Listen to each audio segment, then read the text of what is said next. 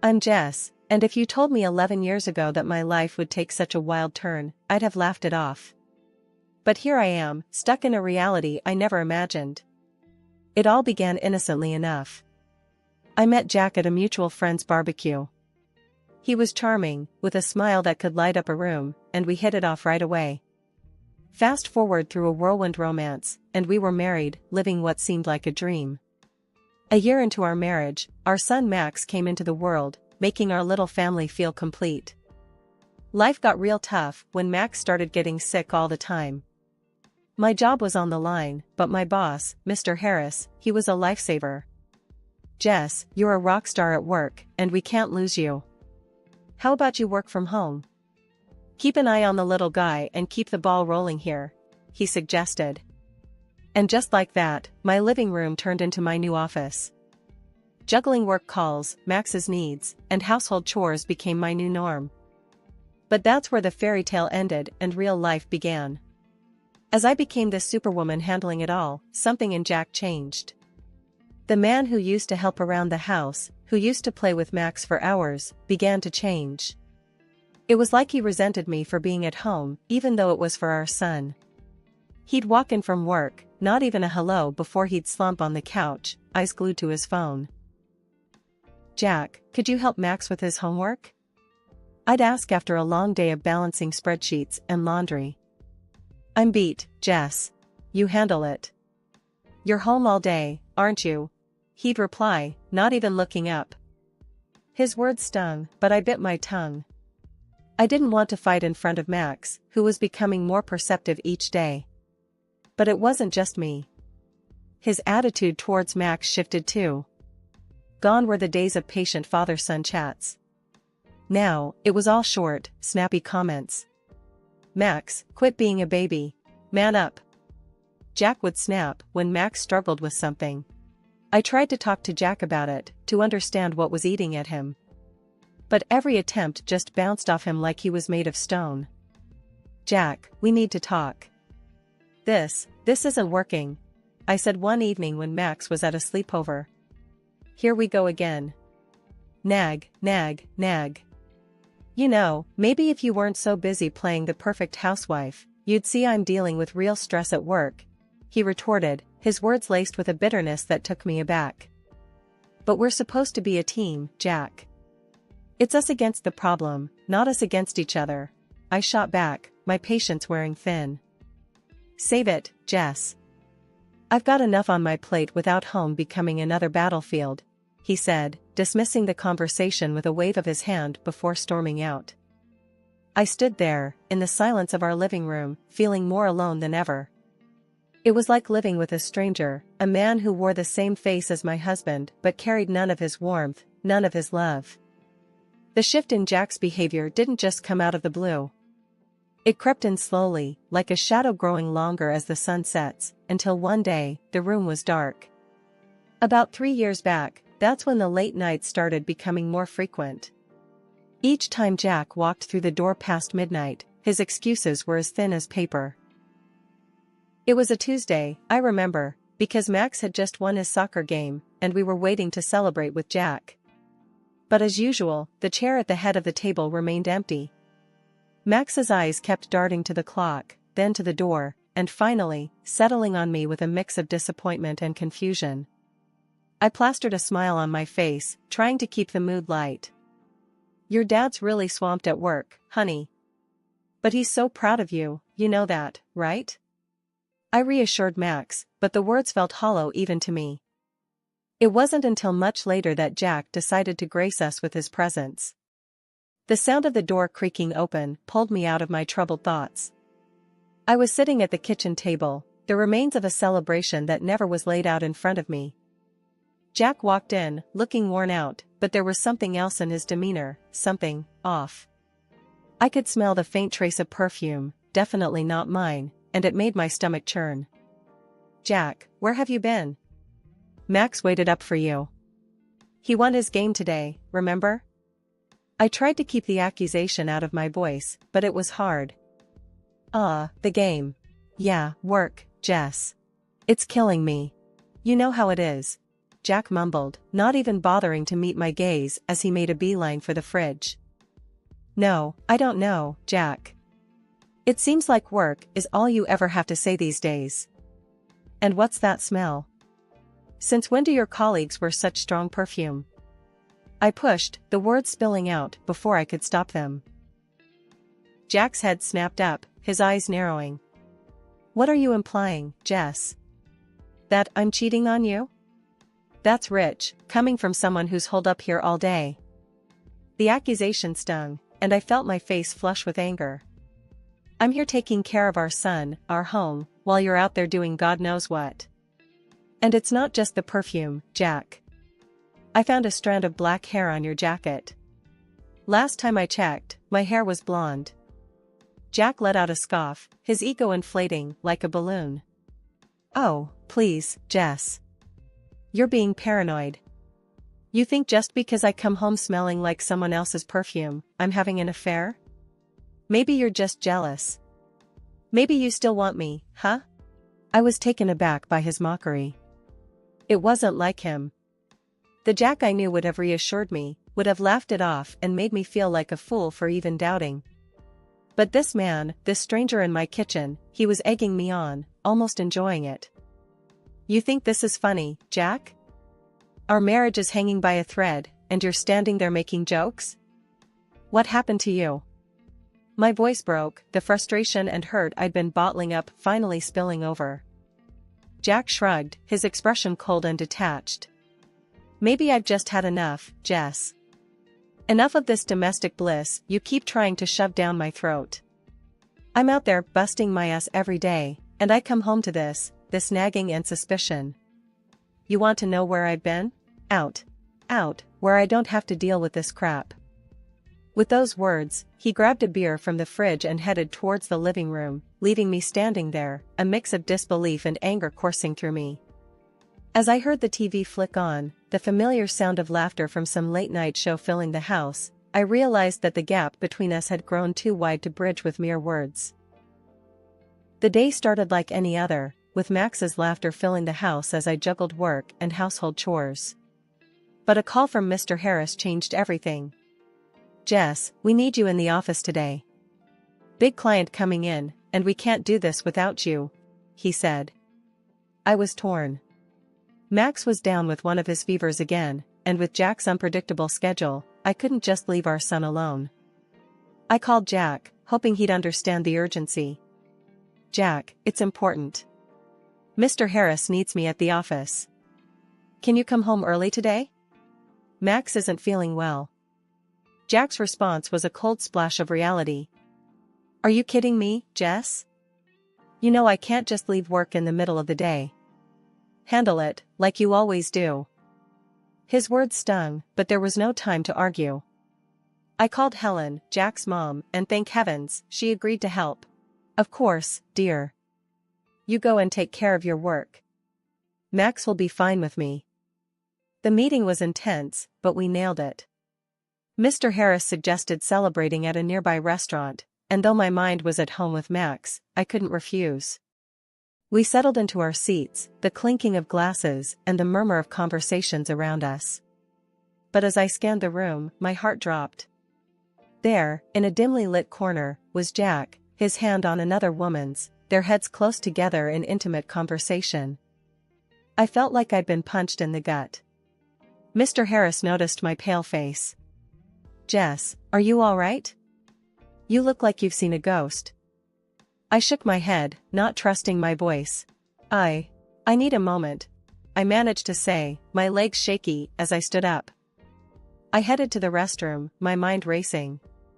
This couldn't be happening. Not Jack. Not us. But the truth was right there, laughing and flirting over candlelight.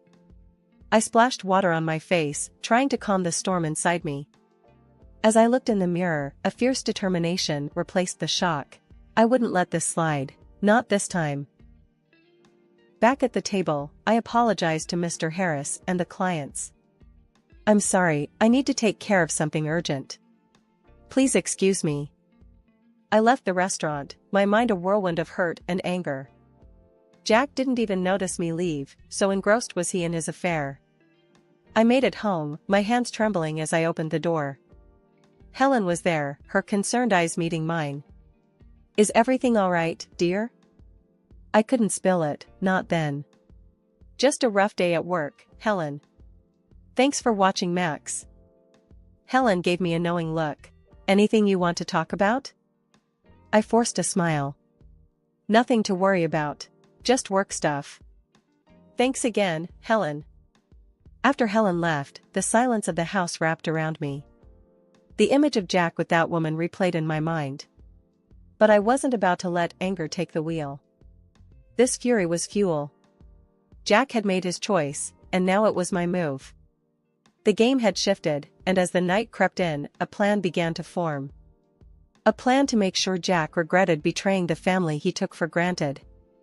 The next morning felt heavy, like I was carrying a weight around my heart. Jack had left early, his usual routine, acting like nothing was wrong. But everything had changed for me. As I watched Max play, his innocence a stark contrast to the mess of our lives, I knew I had to act. But how? I couldn't just confront Jack without proof, and my word against his wouldn't hold up.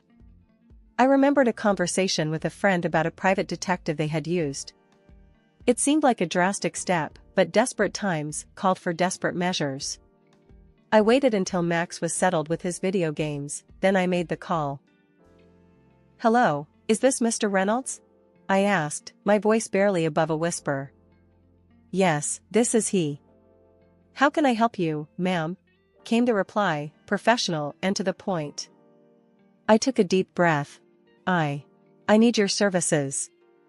I suspect my husband is involved with someone else. I need proof." Mr. Reynolds was all business. "I understand, ma'am. We handle these cases with utmost discretion. Can you tell me more about your situation?" I poured out the details, the late nights, the perfume, the restaurant incident. Mr. Reynolds listened without interruption, then said, "We can start surveillance on your husband immediately. We'll gather evidence and keep you updated. My fee is—" I agreed without hesitation. The price didn't matter, I needed the truth. Days turned into weeks, and each time Mr. Reynolds sent over photos or snippets of conversations, my heart sank a little more. Jack with the same woman, at restaurants, at a park, and once, chillingly, at a jewelry store.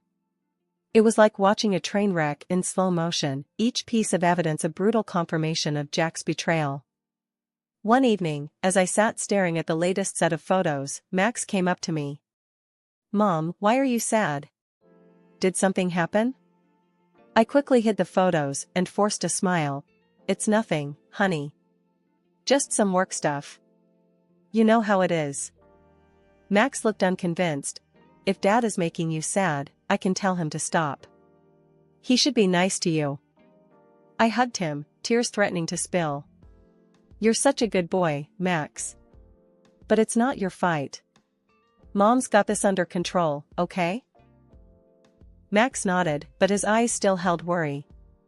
It broke my heart to see him like this, but it also steeled my resolve. Jack had to be held accountable, not just for me, but for Max's sake too. Max's 10th birthday should have been a day of joy and laughter, a celebration of a decade of life. The house was decorated, the cake was ready, and Max's eyes sparkled with excitement. But as the day unfolded, it became clear that it was going to be anything but typical. Jack, once the cornerstone of our little family, had been drifting away, his presence now just a shadow. This day was no different. "Jess, work slammed. I can't make it," he said over the phone, his voice as cold as the winter wind. I watched from the window as he drove off, leaving a cloud of dust and a heavy heart behind. Helen and George, Jack's folks, did their best to fill the void, their faces a mix of concern and disappointment. The party was in full swing, the sound of children's laughter a bittersweet melody. Then, out of nowhere, my phone shattered the calm. Jack's voice, panicked and loud, boomed through the speaker. "Our son's been hit. He's at the hospital now." The room froze, the festive air turning to ice. But there, right in front of me, was Max, safe and unharmed. "Jack, check your number." Max is right here, safe and sound, I said, my voice steady, betraying none of the turmoil inside. There was a pause, a moment of silence that felt like an eternity. Then, a quiet, "Sorry, wrong number," before the line went dead. The room was thick with confusion and unspoken questions. I gently nudged Max towards his room, his new video game in hand. "Go on, sweetie." "I'll be right there," I said, mustering a smile that felt more like a grimace. Once Max was out of sight, I turned to face Helen and George. Their faces were a mix of shock and worry, a silent demand for an explanation hanging in the air. "Helen, George, there's something you need to know," I began, my heart heavy. "Jack hasn't just been buried in work. He's involved with someone else. They have a child together, a little boy." The words hung in the air, heavy and suffocating. Helen's eyes welled with tears, and George's jaw clenched, his anger barely contained. "Jess, are you certain?" Helen's voice was a whisper, her world crumbling. I nodded, the truth a bitter pill. "I've seen them, heard their conversations. It's undeniable." The room was silent, the weight of betrayal pressing down on us. "We're with you, Jess. Our son, doing this, it's unforgivable," Helen said, her voice quivering but strong. George stood up, his posture rigid with resolve. "Jack will have to face us, to explain this madness. He owes you, answers." The rest of the day was a haze. The candles were blown out, the cake was cut, but the joy was overshadowed by the storm that loomed on the horizon. As the sun set, casting long shadows across the room, I realized that this was no longer just my battle. That evening, the house was quiet, too quiet. It was the calm before the storm. I sat in the living room, Helen and George by my side, the air heavy with anticipation. We were waiting for Jack, the man who had shattered our lives with his deceit. The door creaked open, and there he was, sneaking in like a thief, unaware of the confrontation that awaited him. He tiptoed towards the stairs, but before he could take another step, I flicked on the light. "Evening, Jack. How's your son? The one who got hit by a car?" I asked, my voice calm but laced with a venom that made him freeze in his tracks. Helen and George sat there, silent sentinels, their eyes fixed on Jack, waiting for his response. Jack's face went pale, his facade crumbling. That was a bad joke, Jess. I didn't mean it." I couldn't help but let out a bitter laugh. "A joke? Is that what you call it?" Without another word, I threw the photos and documents on the table in front of him. Each picture, each piece of paper, a testament to his betrayal. "This is no joke, Jack. This is your other life, laid bare for all to see." Jack's eyes darted from the photos to his parents, the magnitude of his actions finally sinking in. I can explain," he stammered, but his words fell flat. "You're done talking, Jack.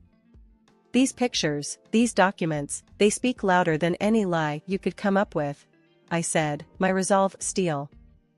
Helen let out a sob, her hands covering her face.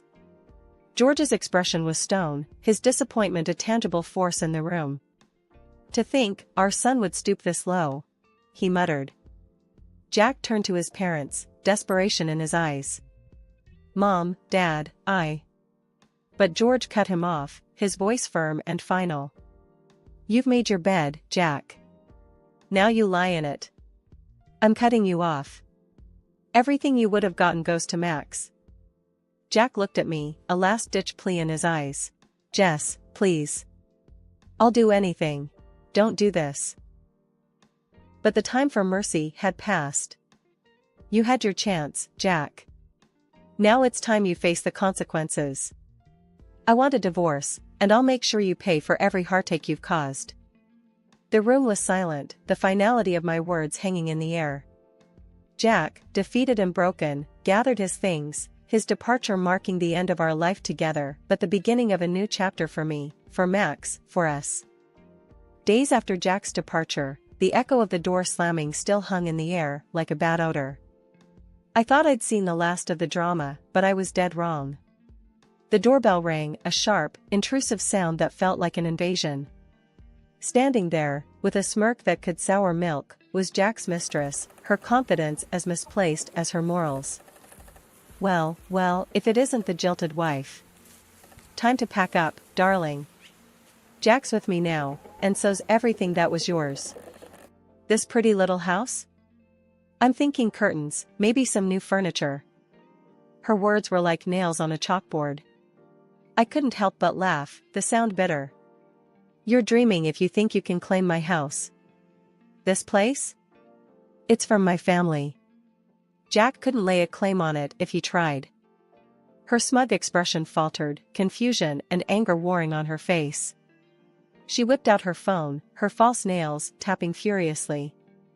Jack, you better explain this right now. You said this house was ours.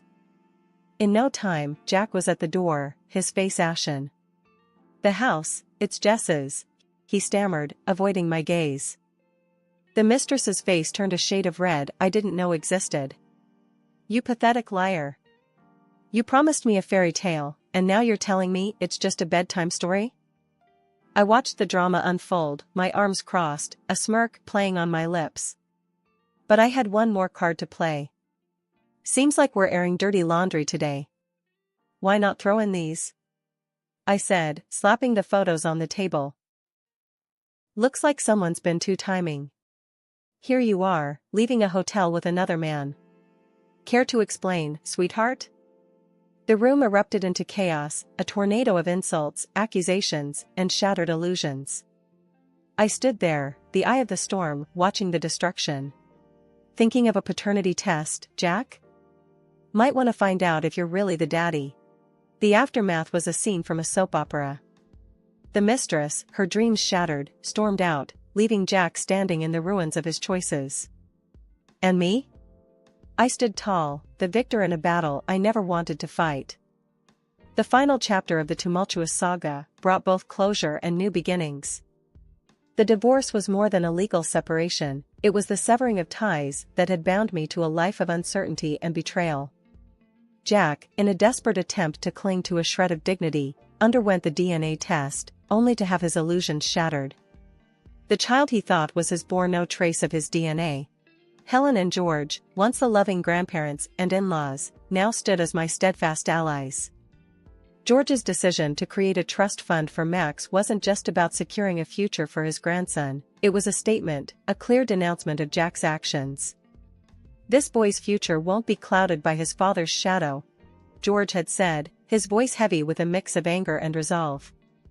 The house, once filled with laughter, then whispers of betrayal, was now a sanctuary of peace. It was during one of these quiet evenings that Mr. Harris, or Tom as he insisted, visited. His presence had always been a source of comfort, but this time, there was a different energy about him. Jess, I hope it's okay, me dropping by like this. Tom began, his hand slightly fidgeting, a contrast to his usual composed demeanor. I offered him a smile, the familiarity of his presence a welcome comfort. Of course, Tom. It's always good to see you. He hesitated for a moment, then took a deep breath. Jess, I've been doing a lot of thinking, especially after everything that's happened. I've seen you handle life's curveballs with such grace and strength. It made me realize something I should have acknowledged a long time ago. The air felt heavy, charged with unspoken words and emotions. Tom, what are you trying to say? His gaze met mine, earnest and unwavering. I love you, Jess. Not just as the brilliant colleague you are, not just as the friend who's been by my side. I love you for the incredible woman you are, for the strength you embody. I want to be there for you, for Max, if you'll let me. The confession, honest and raw, stirred something within me. A mix of surprise, fear, and a flicker of hope. Tom, this is a lot to take in. I appreciate your feelings, truly. But I need time, to process, to understand what this means for me, for Max, for us. Tom nodded, understanding etching his features. Take all the time you need, Jess. I'm not going anywhere. I just wanted you to know how I feel, to understand that whatever the future holds, I'm here. As he left, the silence of the house enveloped me. The words we'd exchanged echoed in my mind, a gentle yet profound reminder that life still had surprises in store, that maybe, the end of one chapter was simply the beginning of another.